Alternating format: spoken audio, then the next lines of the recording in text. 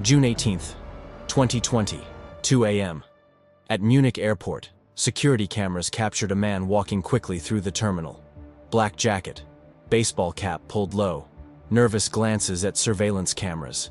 His name was Jan Marsalek, Chief Operating Officer of Wirecard, one of Germany's most celebrated tech companies. A fintech darling valued at 24 billion euros, larger than Deutsche Bank. A symbol of German innovation competing with Silicon Valley. Jan had a private jet waiting. Destination? Philippines. But he wouldn't board that plane. Instead, he'd vanish. Disappear so completely that Interpol would issue a red notice. Intelligence agencies would search 3 continents. And 2 years later, no one would know where he was. Because 12 hours earlier, Wirecard had admitted something catastrophic.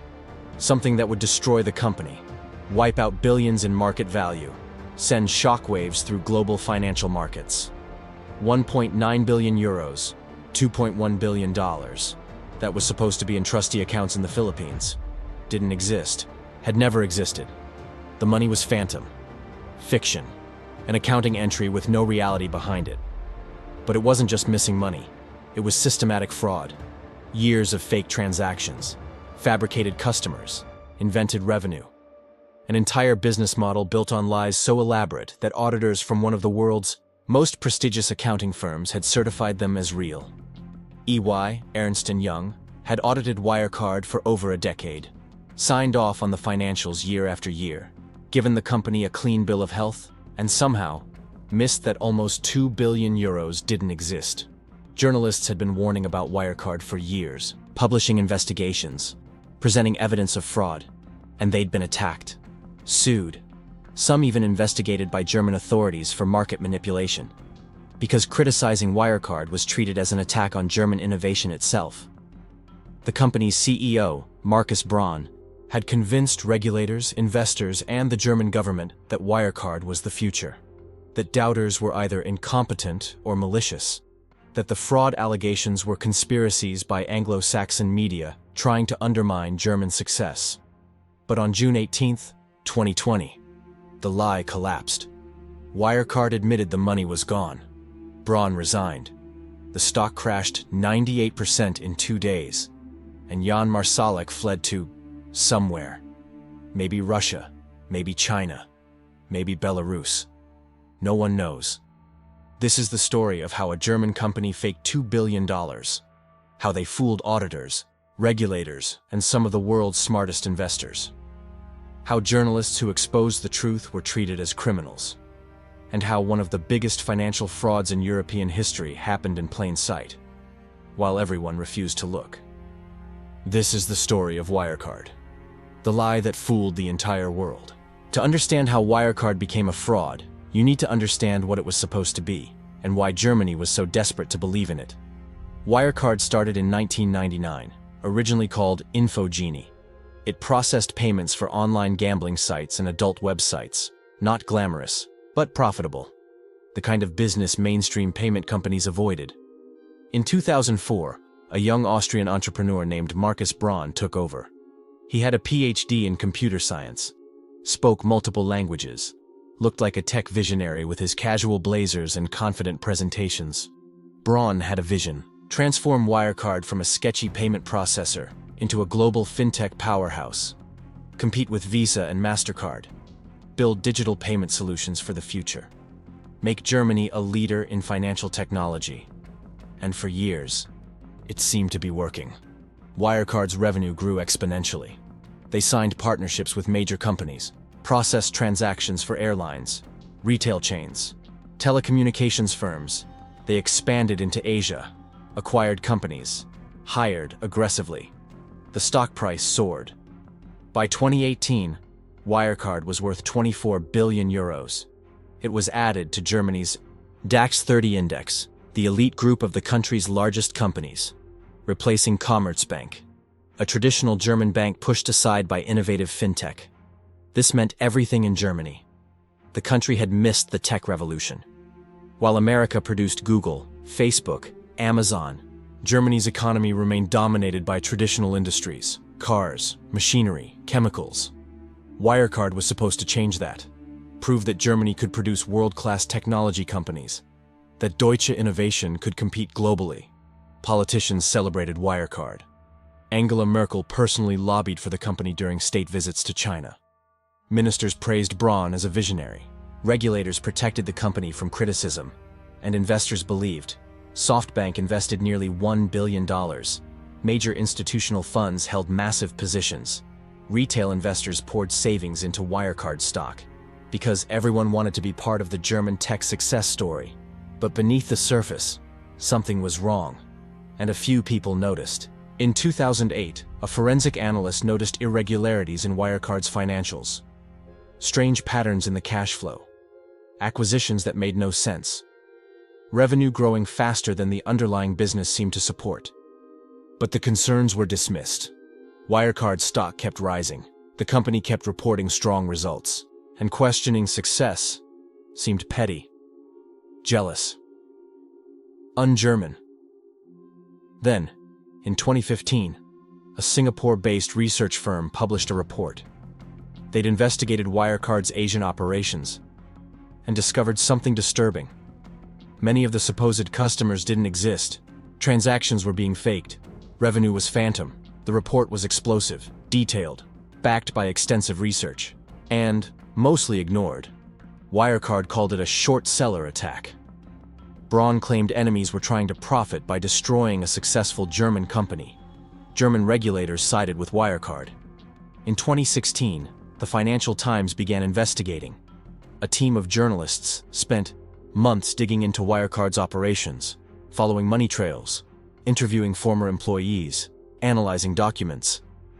What they found was shocking. Wirecard's growth was fake. The Asian partnerships generating massive revenue? Many were shell companies. The money flowing through Wirecard's accounts? Circular transactions designed to inflate volume. The business model? Largely fiction. The Financial Times published their investigation in 2019. A detailed exposé showing how Wirecard was systematically falsifying accounts, creating phantom revenue, operating through a network of fake companies. The response was swift, but not against Wirecard, against the journalists. What happened next revealed something deeply troubling about power, nationalism, and the willingness to believe comfortable lies. Instead of investigating Wirecard, German financial regulator BaFin investigated the journalists. They claimed the Financial Times articles were market manipulation, that short sellers had paid journalists to write negative stories to profit from Wirecard's stock decline. BaFin banned short selling of Wirecard stock, the only time they'd ever imposed such a ban. They claimed to be protecting German investors from foreign manipulation. The message was clear. Criticizing Wirecard was unpatriotic. The Financial Times journalists faced legal threats. Wirecard sued. Braun appeared on television calling the articles fake news. German media largely supported Wirecard, questioned why British journalists were attacking a German success story. But the Financial Times kept investigating, because they'd found something bigger, a whistleblower inside Wirecard's Singapore operations, someone with access to the real books, who knew where the bodies were buried. The whistleblower provided documents, internal communications, accounting records. They painted a picture of systematic fraud spanning years, conducted with the knowledge and likely direction of senior management including Jan Marsalek. Here's how the fraud worked, and it was breathtakingly bold. Wirecard claimed to have third-party acquirer partnerships in Asia. These were supposedly local companies that processed payments on Wirecard's behalf. They would handle transactions with Asian merchants, collect the money, then transfer Wirecard's share. On paper, this generated enormous revenue and profit. Wirecard reported billions flowing through these partnerships. The numbers looked incredible. Growth rates that justified the soaring stock price. But the Financial Times investigation revealed the truth. Many of these partners were fake, shell companies. Some existed only as registration documents in places like Dubai or Mauritius. They had no employees, no offices, no actual business operations. The transactions they processed, fabricated. Wirecard employees would create fake sales data, forge merchant signatures, generate false invoices, then enter these phantom transactions into the accounting system. Money would move between Wirecard accounts and these shell companies, round-tripping. appearing as revenue when it was just the same cash moving in circles, creating the illusion of growth without any real business activity. The scale was massive. Billions of euros in fake revenue, over multiple years, across dozens of shell companies and fake partnerships. And in the middle of it all was John Marsalek, the chief operating officer, Braun's right-hand man, the person supposedly managing operations and partnerships. Investigations later revealed Marsalek was the architect. He'd set up the shell companies, created the fake documentation, orchestrated the money movements, and he'd hidden it using something unexpected: connections to intelligence services. Marsalek wasn't just a corporate fraudster. He had relationships with Russian intelligence. He'd reportedly provided information to the FSB, traveled frequently to Russia using fake identities. Some investigators believe he was acting as an intelligence asset while running Wirecard's fraud operation. This explains some bizarre aspects of the scandal. How Marsalek could move money so freely, how certain investigations got blocked, how he had access to sophisticated forgery and money laundering techniques. But the most disturbing element? The auditors never noticed. Or if they did, they never said anything.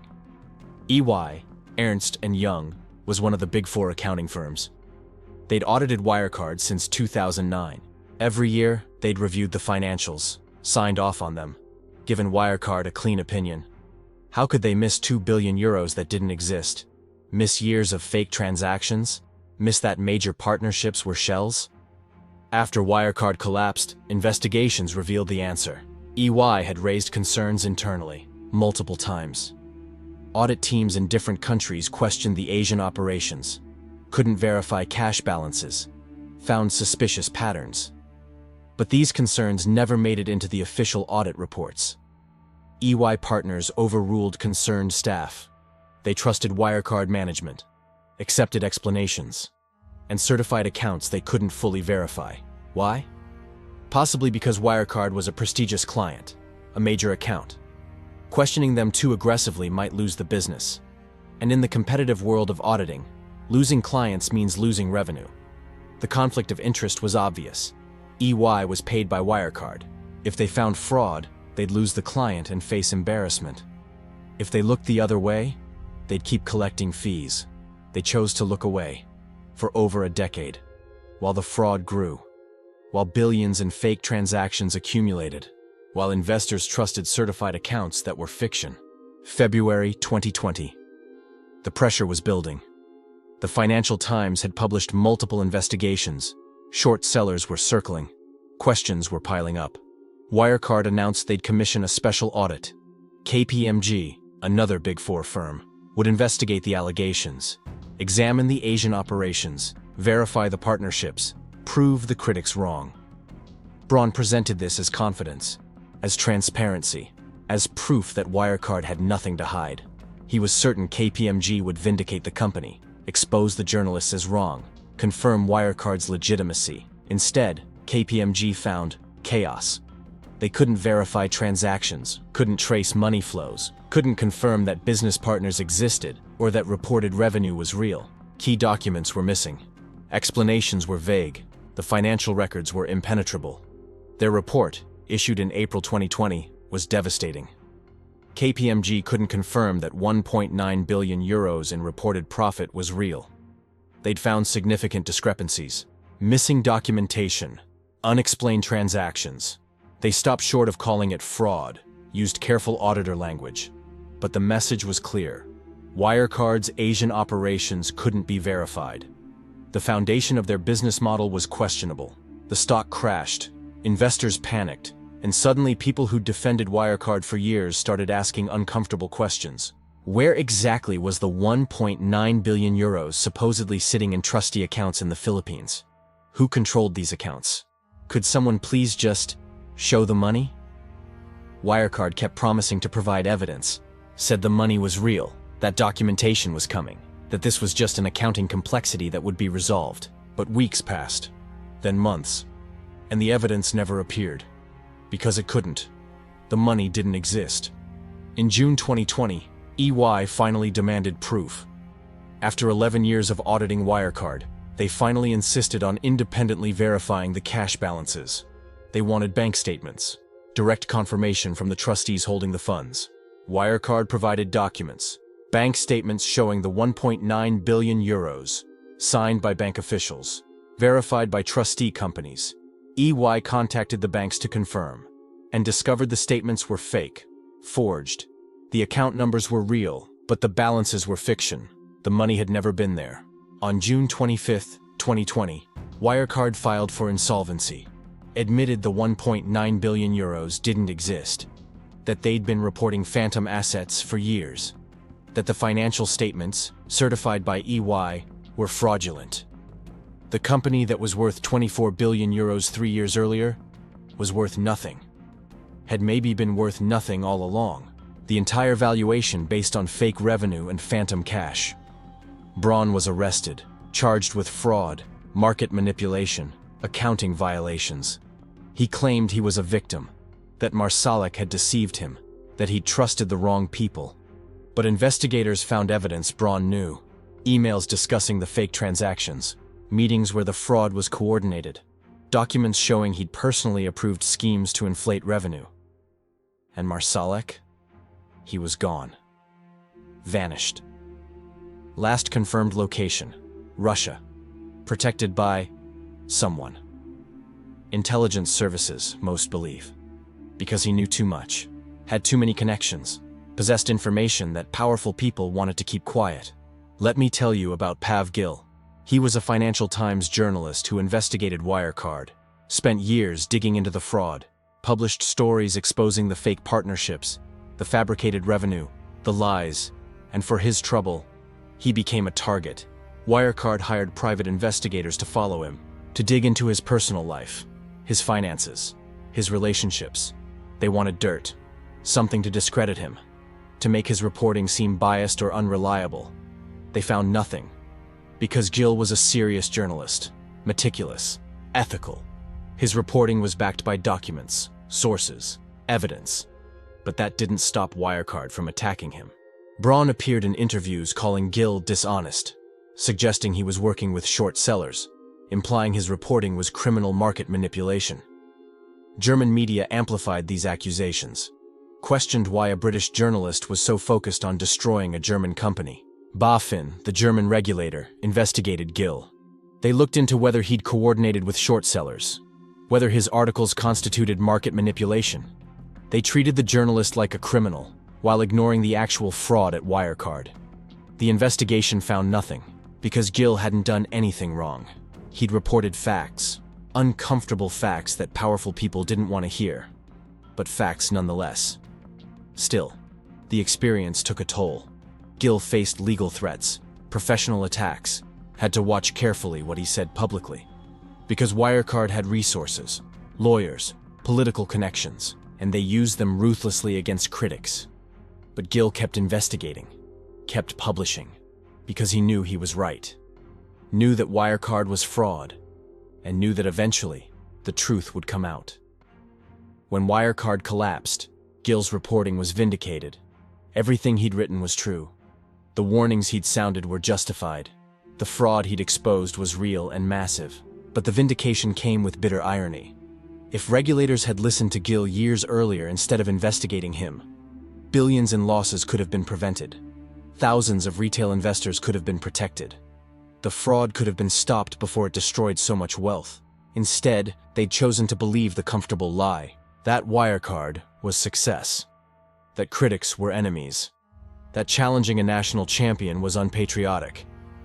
There's another person whose story matters. Dan McCrum, the lead Financial Times investigator. The journalist who wouldn't let go.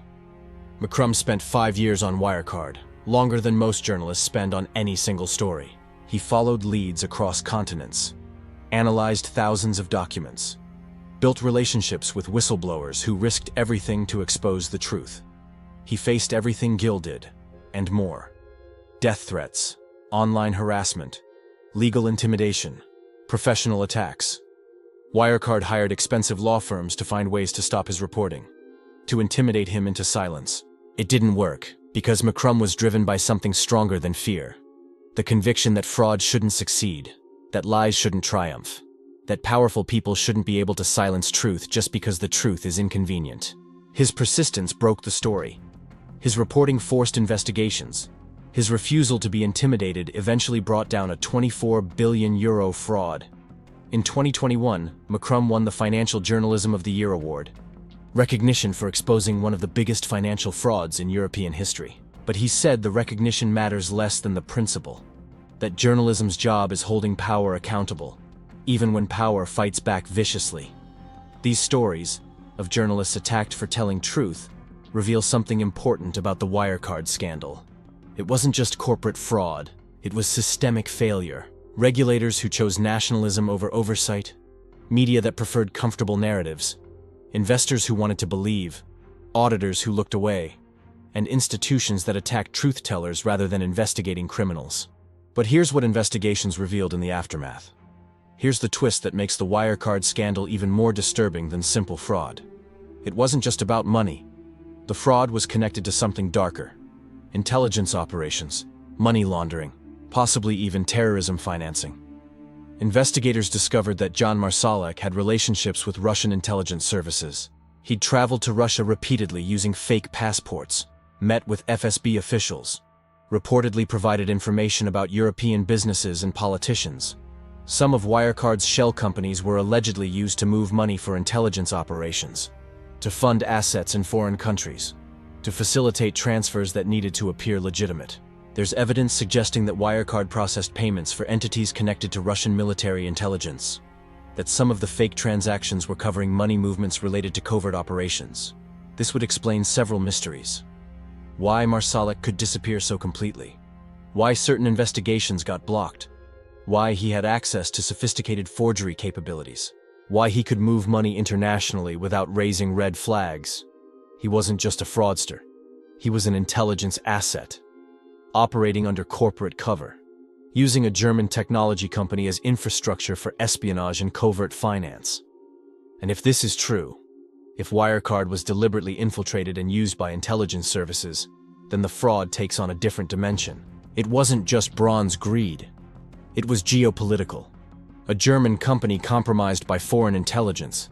Some investigators believe Russian intelligence helped build the fraud, provided the fake documents, created the shell companies, facilitated the money laundering, in exchange for using Wirecard's infrastructure for intelligence operations. This would explain why the fraud was so sophisticated, why auditors couldn't penetrate it, why certain people had advance warning before the collapse, why key documents disappeared, why Marsalek vanished into Russian protection.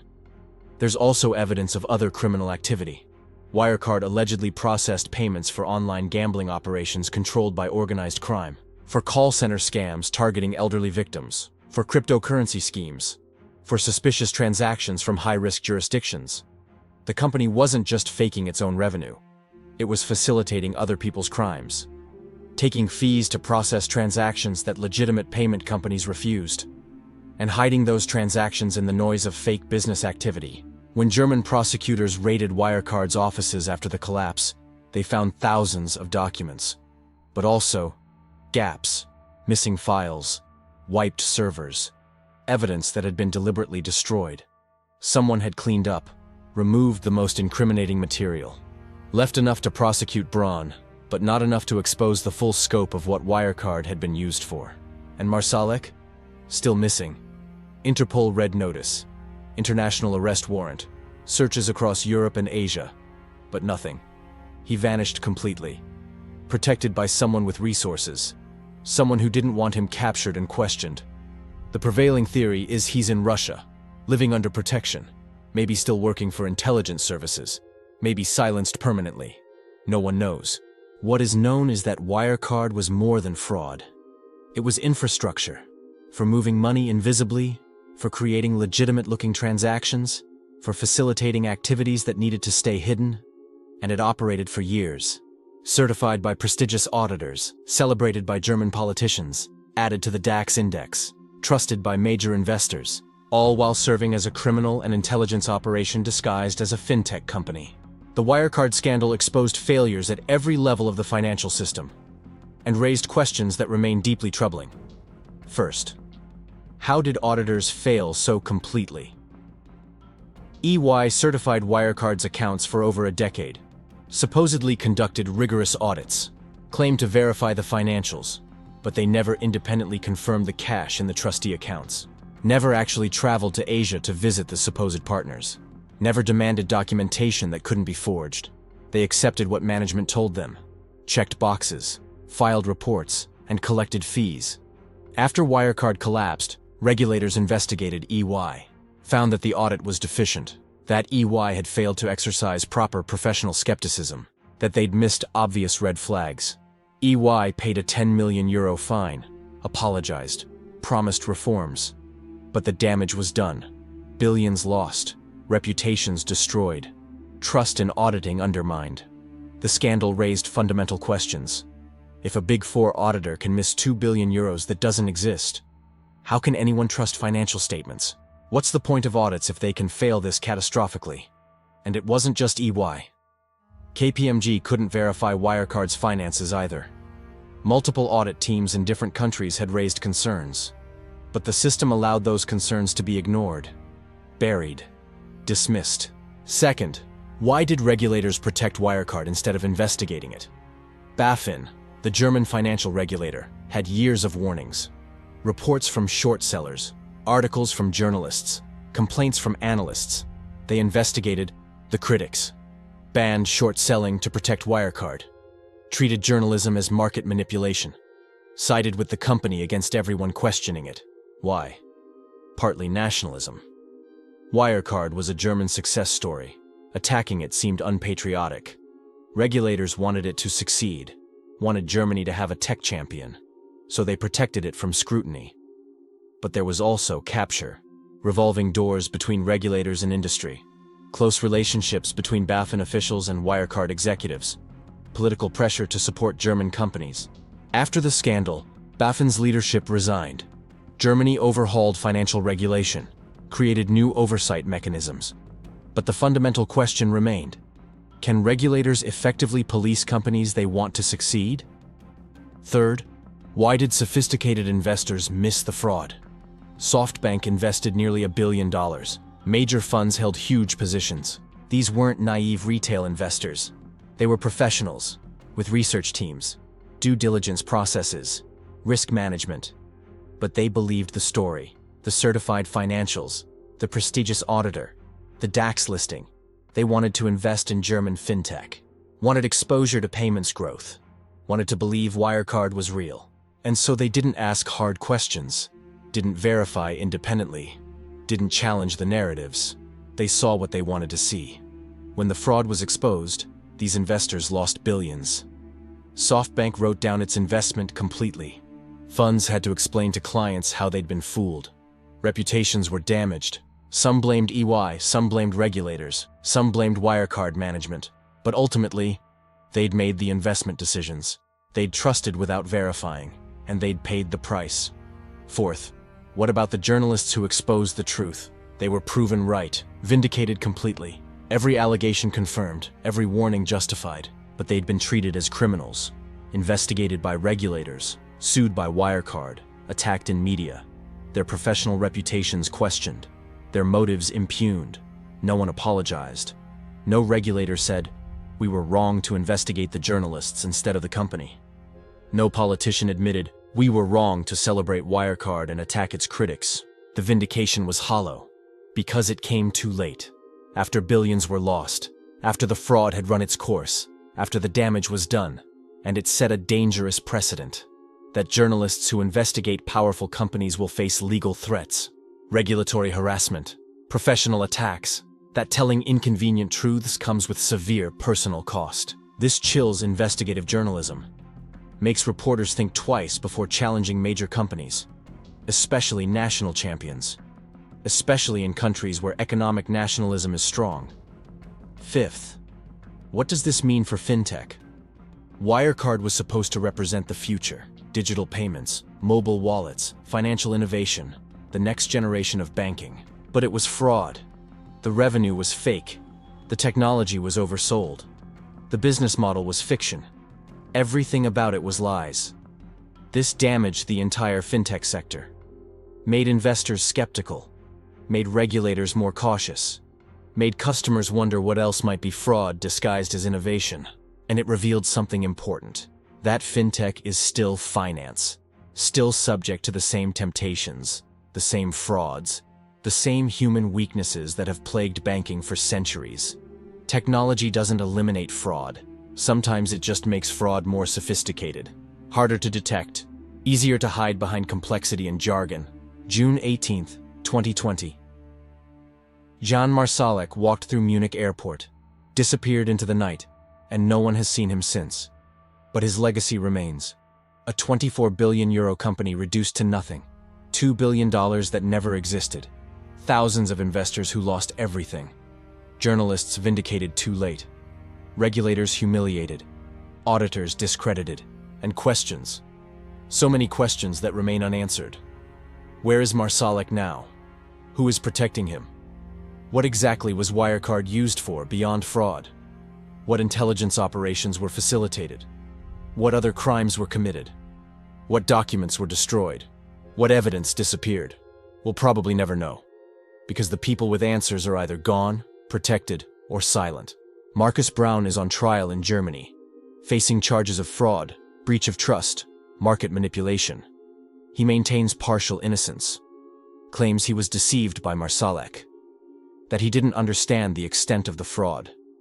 The trial will take years. The legal process will grind on. Eventually there will be verdicts, sentences, some form of justice, but it won't restore what was lost, won't give back the billions, won't erase the humiliation of being fooled so completely. The Wirecard scandal revealed something deeply uncomfortable. About trust, about institutional failure, about nationalism, about the willingness to believe comfortable lies rather than confront uncomfortable truths. Germany wanted a tech champion, wanted to believe it could compete with Silicon Valley, wanted Wirecard to be legitimate so badly that it refused to see evidence of fraud. Regulators, politicians, media, investors, all chose belief over skepticism. And journalists who said, "Wait, something's wrong here," were treated as enemies, attacked, investigated, silenced when possible, because truth was inconvenient. Truth threatened the narrative. Truth undermined the dream. This is how fraud succeeds, not through clever schemes alone, but through collective willingness to look away, to explain away red flags, to attack whistleblowers, to trust reputations over evidence. Wirecard had prestigious auditors, was listed on Germany's premier stock index, had partnerships with major companies, was celebrated by politicians, all the markers of legitimacy. But legitimacy was performance, theater. The company was fraud from deep inside. Teehee revenue was fake. The business was fiction. The cash didn't exist. And for years, everyone who should have noticed chose not to, because noticing would be inconvenient, embarrassing, expensive, unpopular. The journalists who noticed paid a price for speaking truth, were vindicated eventually. But vindication doesn't erase the years of legal threats and professional attacks. Pav Gill and Dan McCrum were proven right. They exposed one of the biggest frauds in European history, but they did it alone, against institutional opposition. Despite being investigated and attacked, that shouldn't be necessary. In a functional system, journalists shouldn't have to fight regulators to expose fraud. Truth-tellers shouldn't be treated as criminals while criminals are protected. But that's what happened. And it reveals that the system isn't functional, that institutional incentives are misaligned, that nationalism can blind regulators to obvious fraud, that auditors can certify fiction for years, that sophisticated investors can miss what investigative journalists discover. Wirecard is gone, insolvent, liquidated, its offices empty, its executives on trial or disappeared, its stock worthless. But the lessons remain. About the fragility of trust, about institutional failure, about the cost of believing what we want to believe rather than investigating what's really true. Somewhere, Jan Marsalek is alive, protected, holding secrets about what Wirecard really was, what it was used for, who else was involved, what intelligence operations it facilitated, what other crimes it enabled. Those secrets will probably die with him. Because powerful people want them to remain secret. Because exposing the full truth would be too embarrassing, too revealing, too dangerous. So we're left with partial truth. A fraud that was bigger than we'll ever fully understand. A scandal that exposed failures we haven't fully corrected. A lesson we probably won't fully learn. Because the next Wirecard is out there. Being celebrated as innovation, praised as success, protected by nationalism or reputation or institutional capture. Operating with fake revenue and fictional assets. Fooling auditors and regulators and investors. And when it collapses, because it will collapse, frauds always do, we'll ask the same questions. How did this happen? Why didn't anyone notice? How did the system fail? And the answer will be the same. We chose to believe. We wanted the story to be true. We attacked the skeptics. We protected the fraudsters. We learned nothing from the last time. The dark secrets behind Wirecard aren't just about what the company did. They're about what everyone else failed to do. Failed to investigate. Failed to question. Failed to protect. $2 billion that never existed. But thousands of real people who lost real money. Trusting real audits that were fake. Believing real regulators who were asleep. Investing in real companies that were fiction. Wirecard was a lie that fooled the entire world. Not because the lie was particularly clever, but because the entire world wanted to be fooled. And that is the darkest secret of all.